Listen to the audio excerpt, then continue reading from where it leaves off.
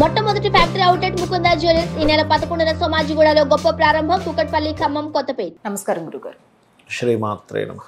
గురుగారు, వారాహి అమ్మవారి నవరాత్రులు స్టార్ట్ అయ్యాయి కాబట్టి అందరూ చేసుకుంటూ ఉంటారు. అయితే ఇంట్లో వాస్తు పరంగా ఎటువంటి ఇబ్బందులు ఏమన్నా ఉన్నా అమ్మవారిని పూజించడం వల్ల ఏమైనా తొలగించే మార్గం ఏమైనా ఉంటుందా గురుగారు? తప్పకుండా అమ్మ. వాస్తు శాస్త్రంలో మనకి కామన్గా అందరికీ తెలిసింది ఏమిటంటే ఏదో 4 దిశలు ఉంటాయి, ఏదో ఇల్లు కట్టేసుకుంటాం, బాత్రూమ్స్ పెట్టేసుకుంటాం, డోర్ ఒక ఈశాన్యంలోనో వాయువ్యంలోనో ఆగ్నేయంలో పెట్టుకుంటాం అనుకుంటారు. కాదు, 16 దిశలు. ఈ 16 దిశలు ఒక్కొక్క దిశ 4-5 మంది దేవతాసులతో కనెక్ట్ అయి ఉంటుంది. ఇందులో పర్టికులర్గా మనకి శాస్త్రంలో ఆగ్నేయానికి దక్షిణానికి మధ్య భాగం దక్షిణాగ్నేయము అంటారు. దక్షిణాగ్నేయం హృదయే ఆజ్యగేహ ప్రశస్తయేత్ అనే ఒక శ్లోకం ఉంటుంది. అంటే ఏమిటి, అక్కడ మీరు నెయ్యిని పెట్టమని చెప్పారు దక్షిణాగ్నేయంలో. ఎందుకు నెయ్యి పెట్టమని చెప్తారంటే అక్కడ శక్తి దేవతలు ఉంటారు, దేవతా స్వరూపాలు 15 మంది ఉంటారని చెప్పడం జరిగింది. అయితే ఆ దేవతకు కావాల్సింది ఏమిటి, నెయ్యి స్వీకరిస్తుంది. అందుకే మనం హోమంలో కూడా స్వచ్ఛమైన ఆవు నెయ్యితో హోమం చేయమంటాం, ఎందుకంటే వాళ్ళు నేతినే స్వీకరిస్తారన్నమాట వాళ్ళు. అందుకని మనకి వారాహి కావచ్చు, నరసింహస్వామి కావచ్చు, ఆంజనేయ స్వామి యొక్క శక్తి దేవతలు ఎవరైతే ఉంటారో దక్షిణాగ్నేయంలో పటం పెట్టండి అంటారు. ఎందుకు అంటే ఇంట్లో ఎవరైనా చూడండి శక్తిహీనంగా అయిపోయారు అనుకోండి, నాకేమీ అంటే ఒక్కొక్కసారి కొంతమంది వాళ్ళకి జాబ్ పోవడం వల్ల, లేకపోతే వాళ్ళ బాడీ అంటే ఫిజికల్గా స్ట్రెంత్ లేకపోవడం వల్ల, ఒక వ్యాపారం నష్టపోవడం వల్ల, ఎవరో లేక ఏకాక అయిపోయినప్పుడు వాళ్ళు ఒక డిప్రెషన్లో ఉండడము, లేకపోతే నేను అంత శక్తివంతుడు కాదు అని ఫీల్ అయిపోతారు వాళ్ళు. అలాంటప్పుడు ఇంట్లో ఉండేటువంటి దక్షిణాగ్నేయంలో ఉండేటువంటి శక్తి దేవత ఎనర్జైజ్ ఇస్తుందని నెయ్యి సంబంధించిన బాటిల్ ఒకటి పెట్టండి అంటారు. అక్కడే ఈ శక్తి దేవత సంబంధించిన పటం కూడా పెట్టుకోవచ్చు.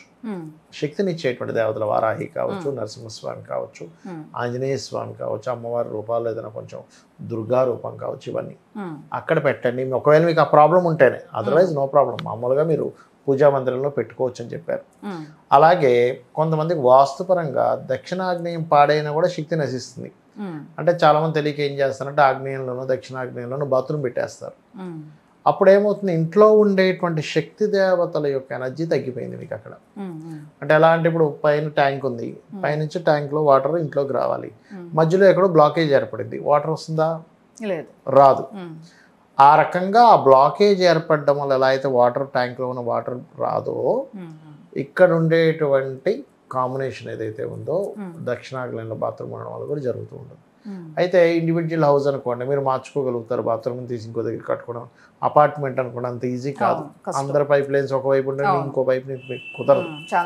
అలాంటప్పుడు అక్కడ అది ఏ జోన్లోకి వచ్చిందా, కరెక్ట్గా దక్షిణాగ్నేయంలోకి వచ్చిందా, దక్షిణంలోకి వచ్చిందా, ఆగ్నేయంలోకి వచ్చిందా చూసుకుని దాన్ని బట్టి దానికి చిన్న పట్టీ వేసుకోవచ్చు ఆ ఎలిమెంట్కి తగ్గట్టుగా. అది కొన్నిసార్లు కాపర్ వస్తుంది, కొన్నిసార్లు ఏమో మనకి బ్రాస్ పట్టి వస్తుంది, అట్లా దాన్ని తగ్గట్టుగా వేసుకోవచ్చు. అది వేసుకుంటే దాని ప్రభావం కూడా తగ్గుతుంది చాలా మటుకు. దానికి తెలియాలి అంటే డిగ్రీస్ని బట్టి ఉంటుంది. అక్కడ మీరు ఒక గ్రీన్ బల్బ్ వెలిగించడము అవన్నీ కొంచెం కవర్ చేస్తాయి. ఆ బాత్రూంలో ఒకవేళ ఉంది తీయలేము, కానీ అక్కడే ఉండవలసిన పరిస్థితి, రెంటిల్ కాదు ఓన్ హౌస్, వదిలి వెళ్ళలేము, ఆఫీస్కో స్కూల్స్కో దగ్గర ఉంటాయి, వెంటనే ఖాళీ చేసేయలేరు, అంత ఈజీ కాదు, అసలు కుదరదు, అంత ఈజీ కాదు. సో అప్పుడు అటువంటి రెమెడీ చేసుకోవడం ద్వారా వీళ్ళు బయటపడతారు. అదొకటి. ఇంకోటి, ఇంట్లో ఎటువంటి వాస్తు దోషాలున్నా శాస్త్రాల్లో కొన్ని చెప్పారు. ఇప్పుడు లలితాసహస్రనామాల్లో ఓం వదనస్మర మాంగళ్య గృహతోరణ చిలిక ఏ నమః అనుకోవచ్చు. ఓం వదనస్మర మాంగళ్య గృహతోరణ చిల్లికాయే నమః. ఇది రెగ్యులర్గా చేస్తూ ఉంటే కూడా ఇంటికి లక్ష్మీ కలొచ్చి వీళ్ళు ఏదైనా గృహం కొనుక్కోవాలనుకున్నా గృహయోగం ఇస్తుంది అమ్మవారు, ఇంట్లో ఉండే వాస్తు దోషాలను తగ్గిస్తుంది. రెండవది మణిద్వీప వర్ణన అంటారు. మణిద్వీప వర్ణన చాంటింగ్ చేస్తారు, సామూహికంగా చేస్తారు, ఒక్కరికి కూడా చదువుతారు, దానివల్ల ఒకటి. అలాగే వారాహి అమ్మవారు అష్టోత్తరాలు, ఎందుకంటే భూమి ద్వారా దోషం వచ్చింది కదా మీకు అక్కడ, భూమి మీద ఉండేటువంటి గృహం వల్ల దోషం వచ్చింది, అంటే దానికి భూమికి కూడా సంబంధం ఉంది. అందుకని భూమిలో ఒక్కోసారి శల్యాలు ఉంటాయి. అంటే భూమి, అందుకే ఏదైనా ఇల్లు కన్స్ట్రక్షన్ చేసేటప్పుడు గృహ నిర్మాణం చేస్తున్నాం అనుకోండి, 6 ఫీట్ల వరకు మట్టి తీసేయమంటారు. పాత మట్టిని మొత్తం తీసేసి మళ్ళీ కొత్త మట్టి నింపుతారు. ఎందుకంటే లోపల ఏదైనా శల్యాలు ఉన్నాయనుకోండి 6 ఫీట్ల లోపల, 6 ఫీట్లు దాటి లోపల ఉంటే సంబంధం లేదు, వీళ్ళకి ఎఫెక్ట్ ఉండదు. అక్కడ ఏ ఏ హస్తిపంజరమో లేకపోతే ఏ జుత్తు హెయిరో లేకపోతే మనకి బొగ్గులో ఇట్లాంటివి ఉన్నాయనుకోండి లోపల, అది ఎఫెక్ట్ ఇస్తుంది. అందుకని ఒక ఇల్లు నిర్మాణం చేసేటప్పుడు కూడా ప్రశ్న వేసుకుంటారు, ఇక్కడ ఏమైనా శల్యాలు ఉన్నాయా, శల్య పరీక్ష అంటారు దాన్ని. అంటే ఆ శల్యం ఎక్కడుంది ఏంటని తొవ్వి తీసేటువంటిది కూడా ఉంటుంది. అలా చేయడము, ఆ మట్టి తీసేసి మళ్ళీ ఫ్రెష్ మట్టి వేసుకొని దాని మీద గృహ నిర్మాణం చేయడము చేస్తారు. అప్పుడు ఆ దోషం రాదు. కానీ ఒక్కొక్కసారి ఏమవుతుంది, ఇప్పుడు ఏ అపార్ట్మెంటో కట్టేశారు, ఏదో ఇల్లు కట్టేశారు, అప్పుడు వాళ్ళకి తెలియదు కట్టేశారు, కానీ కింద ఉండేటువంటి దానివల్ల దోషం ఏర్పడుతూ ఉంటుంది. ఆ ఇంట్లో ఉండే వాళ్ళకి సరిగ్గా సఖ్యత ఉండదు. అప్పుడు ఈ వారాహి చేయడం ద్వారా భూ సంబంధించినటువంటిది ఇబ్బందిని తగ్గించేది కదా, అందుకని ఈ రకమైనటువంటి ఇబ్బంది కూడా పూర్తిగా తగ్గుతుంది.